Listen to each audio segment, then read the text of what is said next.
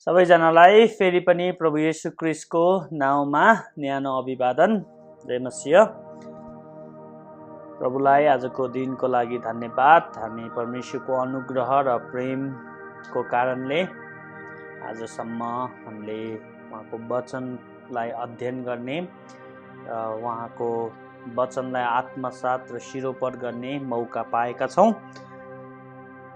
हामी हिब्रूको पुस्तकको गहन अध्ययन गरिरहेका छौँ लकडाउन बाइबल स्टडी सिरिजमा। तपाईहरु सबैजनालाई स्वागत भन्न चाहन्छु। हाम्रो नयाँ बहिनी आउनुभएको छ, तपाईहरुलाई पनि स्वागत छ। हामी सबैजनाले हिब्रू 4 अध्यायलाई पल्टाउने छौँ।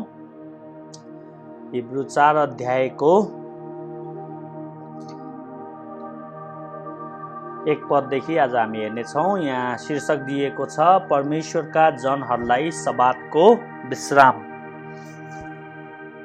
अनि हामीले 3 अध्यायमा हेर्यौँ त्यो सब्बात भनेको के हो भनेर, त्यो विश्राम भनेको के हो भनेर, यसलाई सब्बात विश्राम भन्दछ।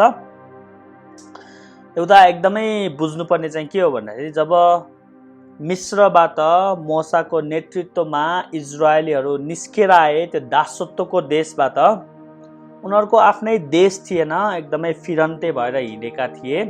परमेश्वरले प्रतिज्ञा गर्नुभएको देश इजरायल हो, प्यालेस्टाइन भन्छ।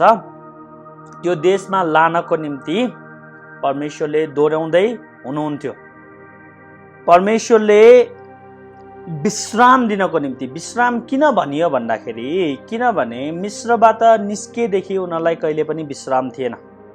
कहिले युद्धका कुराहरू, कहिले दुश्मनहरूले लखट्ने, कहिले तरवार, हैन, कहिले के जहिले पनि दौडिरहनु पर्ने, भागिरहनु पर्ने, डरमा जिउनु पर्ने। विश्राम भनेको के हो हामीलाई थाहा छ नि। विश्राम भनेको तपाईँ जब हैन राति सुत्नुहुन्छ, तपाईँ विश्राम गर्नुहुन्छ, आराम गर्नुहुन्छ, त्यति बेला तपाईँलाई कुनै पनि चिन्ता हुँदैन। तपाईँको मस्तिष्कले पनि विश्राम पाउँछ, शरीरका अङ्गहरूले नै विश्राम पाउँछ, किनभने तपाईँ एकदमै आनन्दमा पल्टिनुहुन्छ, कुनै पनि चिन्ता र फिक्री लिनुहुन्न। त्यस्तै हो विश्राम भनेको। परमेश्वरले इजरायलीहरूलाई विश्राममा लाँदै हुनुहुन्थ्यो, सबै कुराबाट मुक्त गर्नको निम्ति, युद्धबाट, डरबाट आफ्नै स्वतन्त्र देश प्रदान गर्नको लागि। अनि हामीलाई थाहा छ त्यो विश्राममा प्रवेश गर्न पाएनन्। यहोशू र कालेबको परिवार बाहेक कोही पनि प्रवेश गर्न पाएनन्। यहाँसम्म कि एकदमै विडम्बनाको कुरा, मोसा पनि प्रवेश गर्न पाएनन्, किनभने परमेश्वरले शपथ खानु भएको थियो त्यो मेरो विश्राममा तिनीहरू कहिले प्रवेश गर्न पाउने छैन। जुन विश्राम भन्नुभयो परमेश्वरले, त्यसलाई परमेश्वर आफैले मेरो विश्राम भन्नुभयो है। किनभने परमेश्वर आफैले विश्राम लिनुभयो के न। 7औं दिनमा उहाँले 6 दिनमा सबै कुरा बनाइ सिध्याउनु भयो र उहाँले विश्राम लिनुभयो। त्यो विश्राम र मेरो विश्राम भनेको एउटै विश्राम हो है, अर्थात् परमेश्वरको विश्राममा सहभागी हुने। अनि यो चाहिँ सांसारिक विश्रामको कुरा गरिरहेको छ, इजरायलीहरू दूत र म बने देश। तर त्यसलाई नै अब हिब्रूको लेखकले आत्मिकीकरण गर्छ, स्पिरिचुअलाइज गरेर त्यो विश्रामलाई परमेश्वरको विश्रामसँग सम्बन्धित गर्छ। र आज हामी हेर्नेछौँ त्यो विश्राममा येशू ख्रीष्टको भूमिका के हो, येशू ख्रीष्टले कसरी त्यो विश्राममा दोहोऱ्याउनु भयो भन्ने कुरा हेर्न गइरहेका छौँ। त्यो विश्राममा प्रवेश गर्न नसक्नुको कारण के हो? पाप, अविश्वासी हृदयलाई कठोर गर्नु। तिनीहरू सबै एउटै शब्दहरू हुन्, एउटै कुरालाई देखाउनको निम्ति चलाइएका शब्दहरू। ल 1 पद पढौँ। यसकारण भनेपछि पहिलाको 3 अध्यायको सबै कुरालाई समेट्छ। यी कारणहरूले भनेको, यसकारण परमेश्वरको विश्राममा प्रवेश पाउने प्रतिज्ञा छँदाछँदै हामी होशियार रहौँ र तिमीहरू मध्ये कोही पनि त्यस प्रतिज्ञादेखि वञ्चित नहोस्। यस कारणले के देखाउँछ? 19 पदलाई हेरौँ। यसैले हामी देख्छौँ अविश्वासको कारणले नै तिनीहरू पस्न सकेनन् हैन। यस कारण तिम्रो पिता पुर्खा, तिमीहरूको पिता पुर्खा त्यो अविश्वासको कारणले, पापको कारणले, हृदयको कठोरताको कारणले प्रवेश गर्न सकेनन्। त्यही भएर त्यो इतिहास फेरि नदोर्याऊ। इतिहासबाट सिक तिमीहरूले। यसकारण परमेश्वरको विश्राममा प्रवेश पाउने प्रतिज्ञा छँदै हो कि हैन? प्रतिज्ञा थियो नि। परमेश्वरले अब्राहम, इसाक र याकुबसँग प्रतिज्ञा गर्नुभएको हो कि म त्यो विश्राममा, त्यो प्रतिज्ञाको देशमा तिम्रो सन्तानलाई लानेछु भनेर। त्यो प्रतिज्ञा हुँदाहुँदै पनि तिनीहरूले त्यो प्रतिज्ञामा विश्वास गर्न सकेनन्। प्रियहरू, यो एकदमै विडम्बनाको कुरा हो कि परमेश्वरले जुन प्रतिज्ञा गर्नुभएको थियो, परमेश्वरको प्रतिज्ञालाई उनीहरूले झुटमा तुलना गर्न खोजे, झुट साबित गर्न खोजे। किनभने परमेश्वरले प्रतिज्ञा गरेपछि अभियसली त्यो हुन आउनु पर्छ, नत्र भने परमेश्वर झुट हुनुहुन्छ। उनीहरूले परमेश्वरलाई झुटो तुल्याउन खोजे। परमेश्वरको प्रतिज्ञामा अविश्वास गर्नु भनेको परमेश्वरलाई नै अविश्वास गर्नु हो। है, एउटा कुरा भनिहालौँ, येशू ख्रीष्टले हामीलाई कति प्रतिज्ञा गर्नुभएको थियो हैन? कति प्रतिज्ञा गर्नुभएको छ बाइबलमा। ती प्रतिज्ञाहरू उहाँले, हरेक प्रतिज्ञाहरू हाम्रो जीवनमा उहाँले पुरा गर्नुहुन्छ, यस संसारमा र आउनेवाला संसारमा। र कति बल्दा हामी अविश्वास गर्छौँ त्यो प्रतिज्ञामा, हो कि न? तिमीहरूले माग्नुभन्दा अगाडि तिमीलाई दिइएको छ, तिमीहरूले पाउनेछौ भन्ने कुरा न। कति कुराहरू छन् जुन येशू ख्रीष्टले प्रतिज्ञा गर्नुभएको छ। अनि त्यो प्रतिज्ञा छँदै पनि इजरायलीहरूले अविश्वास गरे, परमेश्वरलाई निर्बल तुल्याउन खोजे। परमेश्वरले हामीलाई दूध र मह बहने देशमा लान सक्नुहुन्न भनेर उनीहरूले परमेश्वरलाई झुठो बनाउन खोजे। तिमीहरूमध्ये कोही पनि त्यस प्रतिज्ञादेखि वञ्चित नहोस् है। तिमीहरूको पिता पुर्खा जस्तै तिमीहरू कोही पनि ब्याकस्लाइड नहो, अगाडि बढ। तिमीहरूलाई प्रतिज्ञा गर्नुभएको छ येशू ख्रीष्टले त्यो देश लानको निम्ति, तर तिमीहरू अविश्वास नगर। कोही पनि वञ्चित नहोस्, कोही पनि ब्याकस्लाइड नहोस् भनेको 2 पदमा। किनकि हामीलाई पनि तिनीहरूलाई चाहिँ सुसमाचार प्रचार गरिएको थियो। एकदमै इन्ट्रेस्टिङ कुरा। पुरानो नियमलाई पनि सुसमाचार भनिएको छ। हेर्नु है, पुरानो र नयाँ नियम एउटै हो है। सुसमाचार भनिएको छ। त्यहाँ पनि परमेश्वरको प्रतिज्ञाको बारेमा भनिएको थियो। त्यहाँ पनि नयाँ करारमा जस्तै तिमीहरूलाई जस्तै भनिएको थियो, उनीहरूलाई पनि त्यहाँ विश्राममा लानेछु भनेर तिनीहरूलाई प्रचार गरिएको थियो। यदि प्रचार नगरेको भए ठिक छ, बहाना पाउँथ्यो, तर उनीहरूलाई प्रचार गरेर पनि उनीहरू ब्याकस्लाइड भयो हैन। हामी भन्छ नि, एकदमै सुसमाचार सुनेर पनि पछि हट्ने मान्छेको न्याय झन् डरलाग्दो किसिमले हुन्छ भन्ने है। तिनीहरूलाई चाहिँ सुसमाचार प्रचार गरेको छ। किनकि हामीलाई पनि तिनीहरूलाई चाहिँ है, यो हिब्रूको लेखकले आफ्नो पिता पुर्खा र यहुदी क्रिस्चियनहरूलाई एकदमै तुलनात्मक व्याख्या गरेको हामीले पाउँछौँ कि पिता पुर्खाले जे गरे त्यो नदोर्याऊ भनेर। किनभने पिता पुर्खालाई, तिमीहरू जस्तो अवस्थामा छौ तिमीहरूको पिता पुर्खा नि त्यस्तै अवस्थामा थिए 40 वर्षसम्म। तर सुनेको वचनले तिनीहरूलाई केही फाइदा भएन। भएन नि, भयो त। तिनीहरूको डरले त्यो वचनलाई रद्द गरिदिए के है। उनीहरूको जुन डर, अविश्वास, कठोर हृदयले गर्दाखेरि त्यो सुसमाचार त्यो हृदयमा छिर्नै सकेन। त्यो सुसमाचारको बिउ त्यो ढुङ्गेनी हृदयमा छिर्नै सकेन, जरा हाल्नै सकेन। कसरी फल फलाउने? केही पनि फाइदा भएन सुसमाचारले, हो कि न? यदि उनीहरूले त्यो सुसमाचारमा विश्वास गरेको भए, सुसमाचारको धरातलमा उभिएर परमेश्वरमा कालेब र यहोशूले जस्तो जोश देखाएको भए, गन्तीको पुस्तकमा लेखिएको छ, त्यो कादेश बेर्नेमा सबैजना छिर्थ्यो। यो कादेश बेर्नेको कथा चाहिँ एकदमै महत्त्वपूर्ण छ, एकदमै सान्दर्भिक छ। यो आइ नै रहन्छ। तर सुनेको वचनले तिनीहरूलाई केही पनि फाइदा भएन, अलिकति पनि फाइदा भएन है। विश्वासीलाई सुनेको वचनले धेरै फाइदा हुन्छ, अविश्वासीलाई सुनेको वचनले केही पनि फाइदा हुँदैन। हेर्नु, त्यो 12 जना गुप्तचरमा 2 जना कालेब र यहोशूलाई कसरी त्यो विश्वास आयो? किनभने उनीहरूले परमेश्वरको प्रतिज्ञामा विश्वास गरे के। अब्राहम र इसाक र याकुबलाई जुन प्रतिज्ञा गरिएको थियो, त्यो तेरो सन्तानलाई यो भूमि दिनेछु भनेर, त्यसको धरातलमा उभिएर उनीहरूले साहस जुटाउन खोजिसके र उनीहरूले विश्वास गर्न सके। तर 10 जनाले त्यो धरातलमा उभिन सकेन। बुझ्दै हुन्छ नि, विश्वासले कति ठुलो काम गर्छ। विश्वासले त्यो नेफिलिमहरू, अनाकका सन्तानहरूलाई पनि परमेश्वरले नाश गर्नुहुन्छ भनेर त्यो जोस र त्यो निश्चयता दिन्छ। अविश्वासले मान्छेलाई पछि हटाउने काम गर्छ, विश्वासले मान्छेलाई अगाडि बढाउने काम गर्छ। त्यही भएर नयाँ करारमा के भन्छ? हामी देखिने कुराको आधारमा होइन, विश्वासमा हिँड्नुपर्छ। Not by sight but by faith.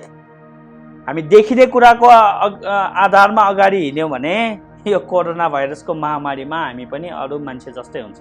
किनभने सबै लथालिङ्ग, सबै भताभुङ्ग भइरहेको छ हैन। देखिने कुराले हामीलाई निराश बनाउँछ, तर परमेश्वरको प्रतिज्ञामा हामी हिँड्नुपर्छ। येशू ख्रीष्टको वचनमा येशू ख्रीष्टले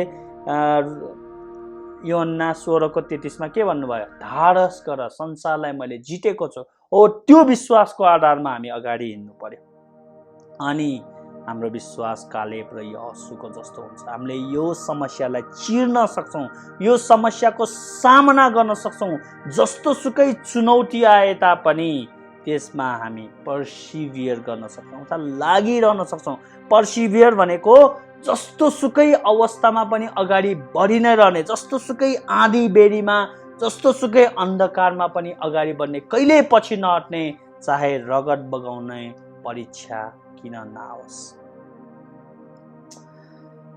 त्यही भएर विश्वासीलाई परमेश्वरको प्रतिज्ञाले धेरै फाइदा गर्यो, अविश्वासीलाई त्यही प्रतिज्ञा ठोक्करको कारण भयो।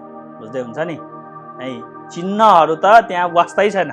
कालेब र यहोशूले चिन्ह देखेका थिए, त्यहाँ 10जना जासुसहरूले पनि देखेका थिए, सबैले चिन्ह देखेका थिए है। अझ सबैभन्दा महत्त्वपूर्ण चिन्ह त के हो? परमेश्वरको महिमा छ नि, शेखाइना महिमा सँगसँगै थियो। दिनमा आगोको हैन, बादलको खामो, रातमा आगोको खामो।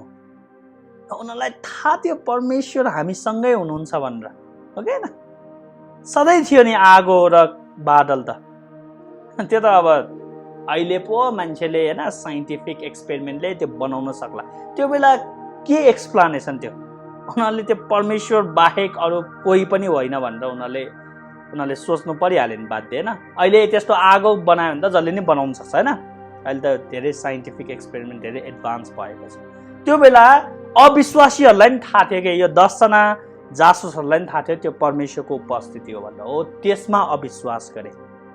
सँगसँगै परमप्रभुका दूत सँगसँगै अगाडि गइरहेको थियो। परमप्रभु आफै सँगसँगै अगाडि गइरहनु भएको थियो होइन। ती चिन्हहरूको त कुरै भएन।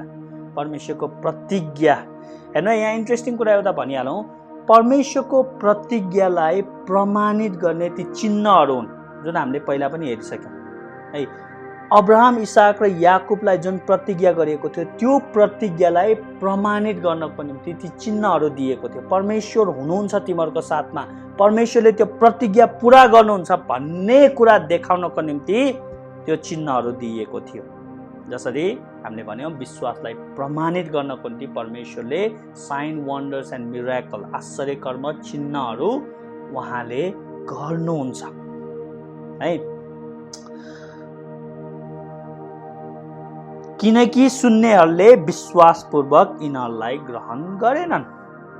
सुन्नेहरूले सुन्न त सुने, तर उनीहरूले ग्रहण गरेनन्।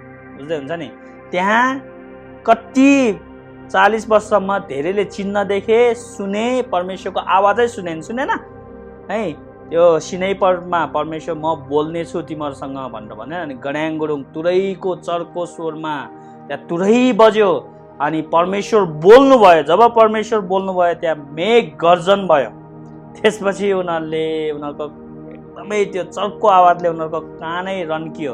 त्यसपछि मोसालाई भने, अब परमेश्वर हामीसँग एक शब्द पनि नबोलोस्, बरु तपाईँसँग बोलोस्। हामी परमेश्वरको आवाजलाई सुन्न छ, हामी मर्छौँ भन्ने उनीहरूमा डर भयो होइन। परमेश्वर नै बोल्नु भएको थियो प्रियहरू है, तर पनि अविश्वास। कति अचम्म, किनभने उनीहरूको हृदय ढुङ्गा जस्तो सारो थियो क्या। त्यहाँ छिर्नै सकेन। त्यो बिउको दृष्टान्त छ नि, त्यो ढुङ्गेनी जमिनमा परेको, जरा हाल्नै सकेन। त्यसपछि उनीहरूलाई त्यो विश्वासपूर्वक ग्रहण नगरेकोले त्यो केही पनि काम लागेन अनि यहाँ हिब्रूको लेखकले चेतावनी दिँदैछ, सावधान, तिमीहरूको पिता पुर्खाले जस्तो तिमीहरू नहो। तिमीहरूलाई पनि वचन सुनाइएको थियो, सुसमाचार सुनाइएको थियो, येशू ख्रीष्टको बारेमा भनिएको थियो। अब तिमीहरूले सुन्ने मात्र हो कि त्यसलाई ग्रहण गर्ने हो, त्यो कुरा विचार गर भन्नुहुन्छ। होइन, मण्डलीमा त्यस्तै हुन्छ नि, पास्टरले प्रचार गरेको हुन्छ, कतिजनाले त्यसलाई सुनेर ग्रहण गरिरहेको हुन्छ, कतिजनाले कानले मात्र सुन्छ, हृदयमा छिर्दैन। त्यो एउटा कानबाट सुनेर अर्को कानबाट उडाउँछ भन्छ नि हाम्रो नेपालमा, त्यस्तै हो, त्यो हृदयमा छिर्दैन क्या। तर साँचो विश्वासीले त्यसलाई हृदयको कानले सुन्छ, हृदयको आँखाले देख्छ। तर जो होइन त्यत्तिकै आएको हो, होइन विश्वासी होइन तर त्यत्तिकै विभिन्न कारणले मण्डलीमा आउँछन्, तिनीहरूले कानले सुन्छन्, शारीरिक आँखाले देख्छन्, तर त्यो कहिले हृदयमा साँच्दैन है। यो ठुलो यथार्थ हो। त्यही भएर 3 किसिमको जमिन क्रिस्चियन होइन, होइन बालुवामाथि बनाइएको घर त्यो क्रिस्चियन होइन। त्यस्तो मान्छेहरू हुन्छन्, होइन। सामा र गहुँको दृष्टान्त तपाईँलाई राम्रोसित थाहा छ है। त्यही भएर यहाँ एकदमै गहकिलो, एकदमै रहस्य यहाँ बताउँदै हुनुहुन्छ, इजरायलको इतिहासबाट सिकाउँदै हुनुहुन्छ कि इजरायलको इतिहासबाट सिक्नुपर्ने कुराहरू। 3 पदमा, किनकि हामी विश्वास गर्नेहरू चाहिँ त त्यस विश्राममा प्रवेश गर्छौँ जसो उहाँले भन्नुभएको छ। अब यहाँ कालेब र यहोशूको परिवारलाई उद्धृत गर्दै भन्नुहुन्छ है, त्यो विश्राममा प्रवेश गर्नेहरू को त?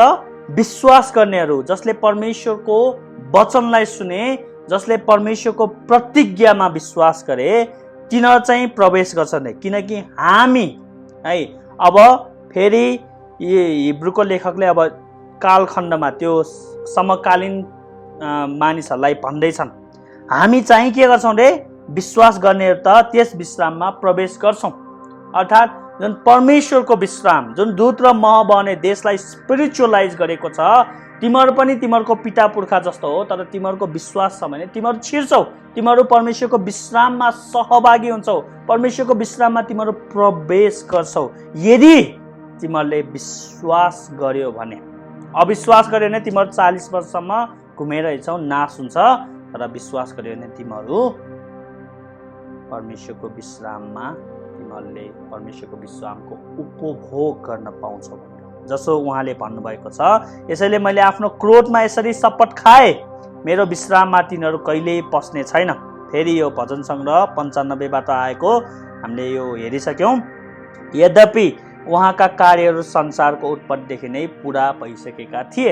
यो परमेश्वरको विश्रामको बारेमा भन्दै हुनुहुन्छ उहाँले कि परमेश्वरले 7औं दिनमा कसरी विश्राम लिनुभयो, होइन।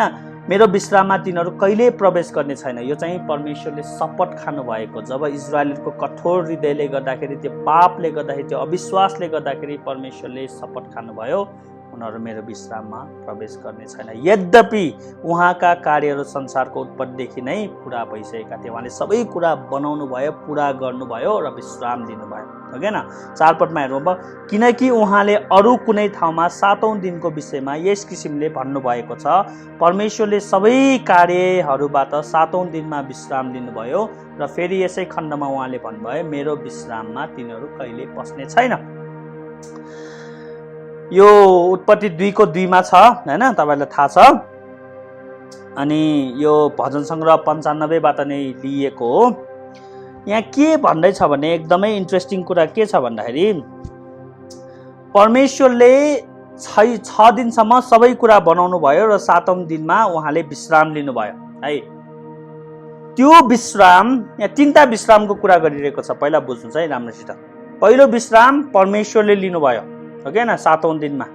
दोस्रो विश्राम उहाँले मेरो विश्राम भन्नुभयो, दूत र मह बहने देशलाई। अब यहाँ अर्को विश्रामको नि कुरा गरिरहनु भएको छ, जुन हामी हेर्नेछौँ। तर यहाँ अहिलेको लागि चाहिँ 2टा विश्राम बुझ्नुहोस्। परमेश्वरको विश्राम, परमेश्वरले जुन विश्राम लिनुभयो, सबै कुरा सृष्टि गर्नुभएको छ, त्यो विश्राम र दूत र मह बहने विश्राम एउटै हो भनेर यहाँ देखाइएको छ है। फेरि 5 पदमा र फेरि यसै खण्डमा उहाँले भन्नुभयो, मेरो विश्राममा तिनीहरू कहिले पस्ने छैन। यो 2टा एउटै हो भनेर देखाइएको छ। 6 पदमा हेरौँ, कसैलाई प्रवेश गर्न अझै बाँकी नै छ। र तिनीहरू जसलाई अघि सुसमाचार प्रचार गरिएको थियो तिनीहरू आफ्ना अनाज्ञाकारिताले गर्दा पस्न सकेनन्। फेरि परमेश्वरले आज भनी एक दिन ठहराउनु भएको छ जब उहाँले धेरै समयपछि दाउदद्वारा अघि भनिएको कुरा फेरि भन्नुभयो। है कसै कसैलाई विश्राममा प्रवेश हुन बाँकी छ रे। अर्थात् यहाँ के भन्न खोजेको एकदमै मुख्य कुरा के बुझ्न पर्छ भन्दाखेरि यो जुन तीनटा विश्रामको कुरा गरे यो तेस्रो नम्बरको विश्राम छ नि अझै आउनै बाँकी छ रे, हुनै बाँकी छ रे।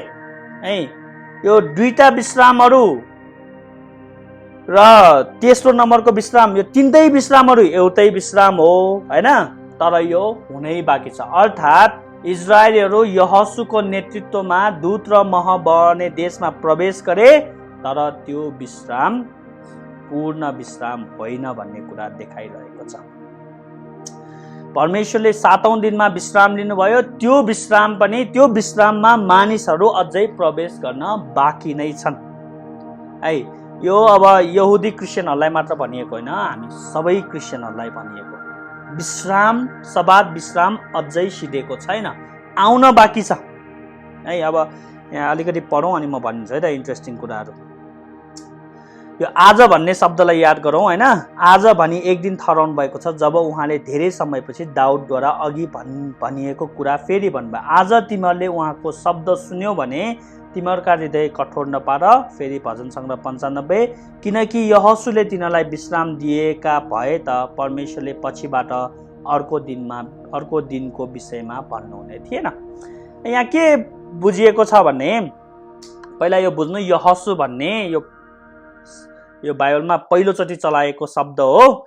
भले प्रेरितमा पनि छ तर प्रेरितमा त्यतिकै नाम मात्र छ, तर यहाँ यहोशूको बारेमा अलिकति डिफाइन गरिएको चाहिँ यो पहिलोचोटि हो। यहाँ के भनिएको छ भने यदि यहोशूले विश्राम दिन सकेको भए या यहोशूले दिएको विश्राम, यहोशूले जुन दूत र मह बहने देशमा अगुवाई गरे नि यहोशूको नेतृत्वमा, यदि यहोशूको त्यो विश्राम साँचो विश्राम भएको भए अर्थात् त्यो विश्रामले पूर्णता पाएको भए दाउदले त्यो विषयमा भन्नै थिएन नि, हो कि न? दाउद त यहोशू भन्दा पछिको मान्छे हो। दाउदले फेरि विश्रामको बारेमा जिकिर गर्यो, फेरि विश्रामको बारेमा लेख्यो, किनभने भजन सङ्ग्रह 95 दाउदले लेखेका हुन् भनेर भन्छन्। भनेपछि दाउदले फेरि विश्रामको बारेमा भनेपछि के बुझ्यो? यहोशूले दिएको विश्राम पूर्ण छैन, त्यो अपूर्ण विश्राम हो। बुझ्दै हुन्छ नि है? यो अलिकति अप्ठ्यारो छ बुझ्नको निम्ति, तर एकदमै दिमाग ठुलो पारेर बुझ्नुस् कि यदि यहोशूले पूर्ण रूपमा विश्राम दिएको भए दाउदले पछि यहोशूकै विश्रामको बारेमा भन्थ्यो, फेरि अर्को विश्राम आउँछ भनेर भनिराख्नु जरुरत थिएन। तर दाउदले त्यो विश्रामको बारेमा लेखेकोले यहोशूको विश्राम अपूर्ण छ भनेर देखाउँछ। बुझ्दै हुन्छ नि? अब हेर्नु है, किनकि यहोशूले तिनीहरूलाई विश्राम दिएका भए त परमेश्वरले पछिबाट अर्को दिनको विषयमा भन्नुहुने थिएन। अब यहाँ एकदमै इन्ट्रेस्टिङ कुरा चाहिँ के हो भन्दाखेरि यहोशू भन्ने नाम हिब्रू र ग्रिकमा येशू नै हो है। हिब्रू र ग्रिकमा यहोशू भन्नु येशू हो। त्यही भएर कतिवटा बाइबलमा चाहिँ यो यहोशूको सट्टामा येशू भनेर राखेको छ यसरी, किनकि येशूले तिनीहरूलाई विश्राम दिएका भए त परमेश्वरले पछिबाट अर्को दिनको विषयमा भन्नुहुने थिएन भनेर है।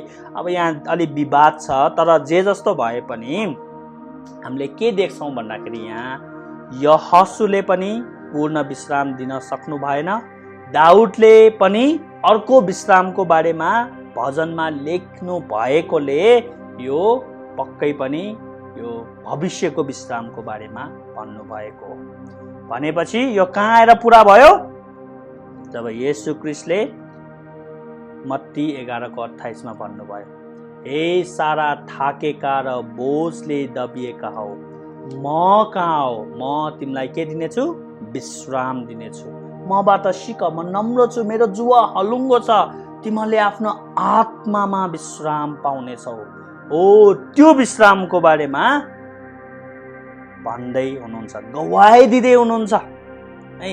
अनि त्यो विश्राम चाहिँ दूत र म बने देश सांसारिक विश्राम होइन। हेर्नु केमा विश्राम पाउनेछ अरे? आत्मामा विश्राम पाउनेछ है।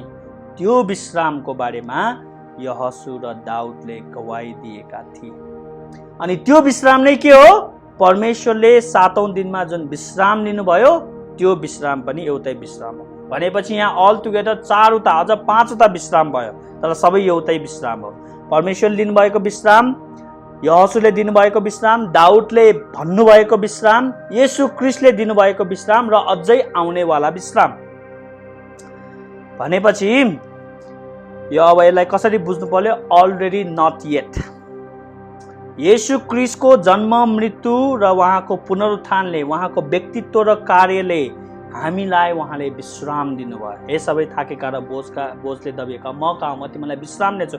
जो क्रिस्चियनहरू छन् सबै त्यो विश्राममा प्रवेश गरे, तर त्यो विश्रामले अझै पूर्णता पाएको छैन।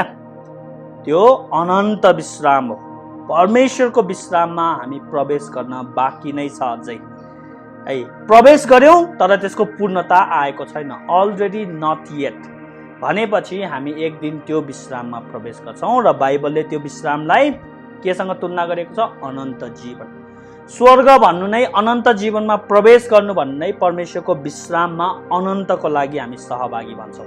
त्यही भएर सेन्ट इटर्नल रेस्ट। यो संसारमा हामी यो 40 वर्ष जस्तो डुलिरहेका छौँ है।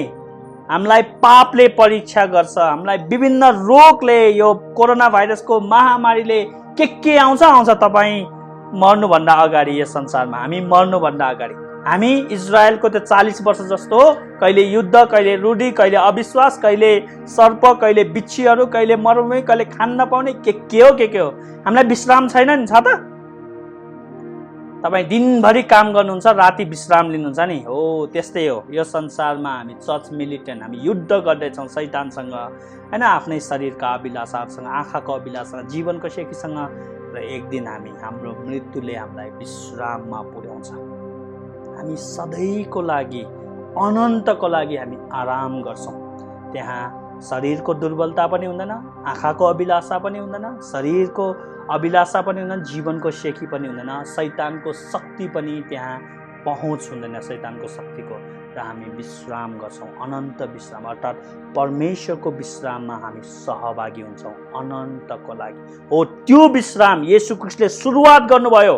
जब हामी क्रिस्चियन बन्यौँ, हामी विश्राममा प्रवेश गर्यौँ, त्यो विश्राम आउन बाँकी छ, त्यसले पूर्णता पाउन बाँकी छ। जसरी हाम्रो अनन्त जीवन सुरु भयो, त्यो अनन्त जीवनले पूर्णता पाउँछ स्वर्गमा, त्यसरी नै हाम्रो विश्रामले पनि स्वर्गमा त्यसले पूर्णता पाउँछ। बुझ्दै हुन्छ नि? त्यो हो यसको रहस्य कि येशू ख्रीष्टले कसरी हामीलाई विश्राम दिनुभयो। यसकारण परमेश्वरका जनहरूका निम्ति सबातको विश्राम बाँकी नै छ रे। हो यो सबातको विश्राम बाँकी छ भने पूर्ण हुन बाँकी छ के है। हामी प्रवेश गर्यौं। अब यसलाई चाहिँ अब अलिकति बुझ्नु है तपाईहरुले। यो के भन्छ, यहुदी क्रिस्चियनहरुलाई चाहिँ यो दूत र म बहने देशमा छिरेकै छैन भनेर यहाँ कन्टेक्स्टमा बुझेको, तर मैले त अलिकति त्यसलाई बृहत गरेर अलरेडी भनिदिएको है, बाँकी नै छ। अब विद्वानहरुको बीचमा पनि धेरै विवाद छ यो हैन। कतिजनाले भन्छ येशू ख्रीष्टमा नै हामीले पूर्ण विश्राम पाइसक्यो भनेर भन्छ, स्वर्ग जान त त्यही विश्रामको परिणाम इफेक्ट मात्र हो भनेर भन्छ है। कतिजना विद्वानहरु चाहिँ होइन, यो विश्राम सुरु भइसक्यो, यसको पूर्णता आउन बाँकी छ भनेर भन्छ है। दुईटा भ्यू छ। एउटा चाहिँ येशू ख्रीष्टमै त्यो विश्राम हामीले पूर्ण रूपमा पाइसक्यो, स्वर्ग जानु त्यसको परिणाम मात्र हो। अरूले भन्छ त्यो विश्राम सुरु भयो तर पूर्णता आउन बाँकी छ है। म चाहिँ दोस्रो भ्यू लिन्छु, यो विश्राम सुरु भइसक्यो, त्यसको पूर्णता आउन बाँकी छ। किनभने यहाँ लेखिएको छ, यो क्रिस्चियनहरुलाई नै भनिएको हो नि, हो कि हैन? अझै बाँकी छ के सबातको विश्राम, अझै बाँकी नै छ है। किनकि परमेश्वरको विश्राममा प्रवेश गर्ने जोसुकैले पनि आफ्नो परिश्रमदेखि विश्राम गर्छ रे। मैले भने नि परिश्रम। अहिले हामी यहाँ येशू ख्रीष्टले त्यो तोडाको दृष्टान्त भन्नुभयो नि, कसैलाई 1, कसैलाई 2, कसैलाई 5 तोडा दिनुभयो नि। त्यो के को लागि दिनुभएको? काम गर्नको लागि। उनीहरूले मेहनत गर्न, यहाँ हामीले काम गर्नुपर्छ। हामीले जसरी ज्याला मजदुरी गरेर काम गर्छौँ, दिनभरि मेहनत गर्छौँ, राति विश्राम लिन्छौँ, त्यसरी नै यो जीवनकालभरि हामी परमेश्वरको काम गर्छौँ। उहाँको सुसमाचार सुनाउने काम, उहाँको राज्य विस्तार गर्ने काम, उहाँको सैनिक भएर, योद्धा भएर लड्ने काम, हैन, युद्ध गर्ने काम, ती सबै गर्छौँ र त्यसबाट हामीले एक दिन विश्राम पाउँछौँ। किनकि परमेश्वरको विश्राममा प्रवेश गर्ने अर्थात् यो भनेको हामी प्रवेश गरिसक्यौँ, अब यसको ढोका के हो? मृत्यु हो है। त्यही भएर मृत्यु आशिषमय छ क्या। धन्य परमेश्वरमा मर्नेहरू, हैन, तिनीहरू आशिषमा प्रवेश गर्छ। मृत्युले त हामीलाई के गर्ने रहेछ? विश्राममा पुर्याइदिने रहेछ। बुझ्नुभयो नि है मृत्यु कति आशिषित हो भनेर। किनकि परमेश्वरको विश्राममा प्रवेश गर्ने जोसुकैले पनि आफ्नो परिश्रमदेखि विश्राम गर्छ, जसरी परमेश्वरले पनि आफ्नो परिश्रमदेखि विश्राम लिनुभयो। मैले अघि भने नि, परमेश्वरको विश्राममा हामी सहभागी हुन्छौँ। परमेश्वरको विश्राममा हामी उपभोग गर्छौँ उहाँको विश्राम। जसरी उहाँ रेस्ट गर्नुभयो, हामी पनि रेस्ट गर्छौँ है। परमेश्वरसँग हामीलाई पहिचान गर्नुभएको परमेश्वरसँग, किनभने उहाँ बुवा हुनुहुन्छ। बुवाको विश्राममा छोराछोरीहरू पनि सहभागी हुन्छ। दुलहाको विश्राममा दुलै पनि सहभागी हुन्छ। हामी क्रिसका दुलै हो नि, हैन। तपाईँलाई थाहा छ नि, जन्ती आउँछ, दुलैलाई विवाह गर्छ, अनि कहाँ लान्छ? घर चाहिँ बस्दैन नि, दुलैलाई लिएर जान्छ नि घरमा, हैन, आफ्नो घरमा। हो, त्यो विश्राम हो के। येशू ख्रीष्ट हामीलाई लिन आउने नै विश्राममा लानको निम्ति, आफ्नो घर लानको निम्ति। किनभने दुलै भएपछि उहाँसँग हामी एक हुन्छौँ उहाँको सम्बन्धले, हो कि हैन। त्यसपछि हामी उहाँको घरमा बस्छौँ है। यो एकदमै इन्ट्रेस्टिङ छ। दुलैलाई हाम्रो नेपाली समाजमा एकदमै मिल्छ, कुनै कुनै समाजमा चाहिँ मिल्दैन, हैन। केटालाई चाहिँ लिएर जान्छ केटीको घरमा, तर इजरायलमा, नेपालमा मिल्छ। विवाह गरेपछि केटाको घरमा, अनि घरमा मात्र जान्छ, त्यो केटीले केटाको अधिकार पाउँछ है। केही गरी डिभोर्स भयो भने उसको आधी सम्पत्ति पाउँछ, उसको घरमा उसको हक लाग्छ है। बुझ्दै हुन्छ नि। हो, यो सबै येशू ख्रीष्टसँग जोड्नु त कति मिल्न आउँछ। हामी साझे उत्तराधिकारी भएको कुरा, हैन, हामी पनि उहाँको स्वर्गीय नागरिक भएको कुरा, हामी साझे उत्तराधिकारी हक प्राप्त गर्छौँ कि अब। किनभने उहाँले हामीलाई श्रीमती बनाउनु भयो, दुलै बनाउनु भयो है।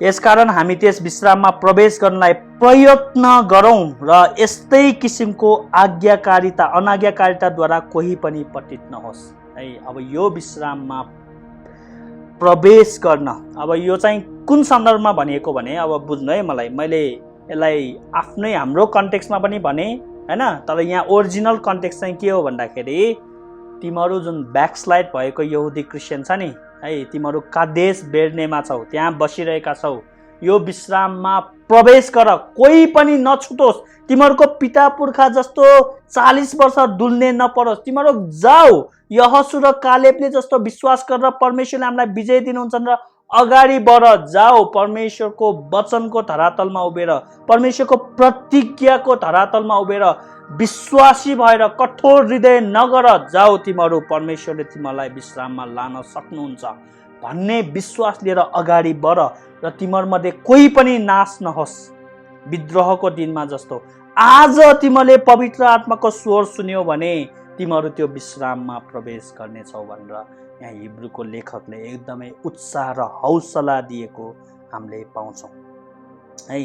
त्यसै किसिमको अनाज्ञाकारिताद्वारा कोही पनि पतित नहोस्। तिमीहरूको पिता पुर्खा के भयो?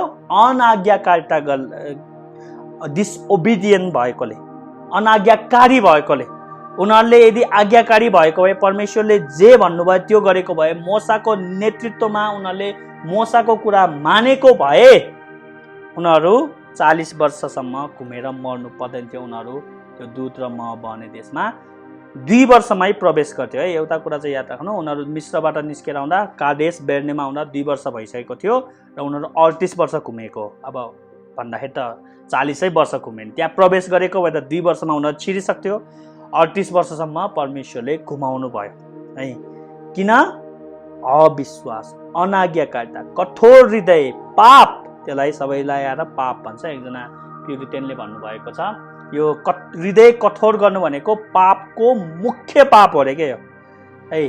एकदमै त्यसबाट चाहिँ अरू पापहरू आउँछ अरे। हृदय कठोर भएपछि अरू पापहरू त्यसबाट निस्किन्छ अरे। जसरी हैन द लभ अफ मनी, हैन the love of money is root of all evil भन्छ नि, रुपैयाँ पैसाको मोह नै सबै खराबीको जड भन्छ नि, हो त्यस्तै हो यो।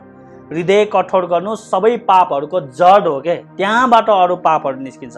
किनभने त्यही हृदय कठोर गरेर नै अनाज्ञाकारी भएको हो कि हैन, हृदय कठोर गरेकोले नै गनगन गरेको, हृदय कठोर गरेकोले नै उनीहरूले पाप गरेको, हृदय कठोर गरेकोले नै मोसा यहोशू कालेबलाई ढुङ्गाले हानेर मार्न लागेको, कतिवटा पापहरू निस्के त्यो पापको बुवा हो क्या त्यो है हृदय कठोर गर्नु भनेको। त्यही भएर हामीले एकदमै विचार गर्नुपर्छ है। त्यही भएर त्यसकारण तिमीहरू आफ्नो पिता पुर्खा जस्तो नहो, पिता पुर्खाको इतिहासलाई नदोर्याओ। तिमीहरूको निम्ति मौका छ, आज भन्ने दिन छ, तिमीहरू प्रवेश गर, छिर र तिमीहरू परमेश्वरको त्यो आशिषमय विश्राममा तिमीहरू प्रवेश गर्नेछौ र तिमीहरूलाई यो संसारमा जति पनि हैन यी दुःख कष्टहरू छन् त्यसबाट तिमीहरूले विश्राम पाउनेछौ। तिमीहरू ब्याकस्लाइड नहो, पछि नहट भनेर चाहिँ यहाँ हिब्रूको लेखकले एकदमै राम्रोसित तुलनात्मक व्याख्या गरेर हिब्रू विश्वासीहरूलाई भनेको कुरा हामीले पाउँछौँ। ल आजलाई हामी यतिकै गरौँ, भोलि हामी 12 पददेखि पढ्नेछौँ। सबैजनालाई जय मसीह।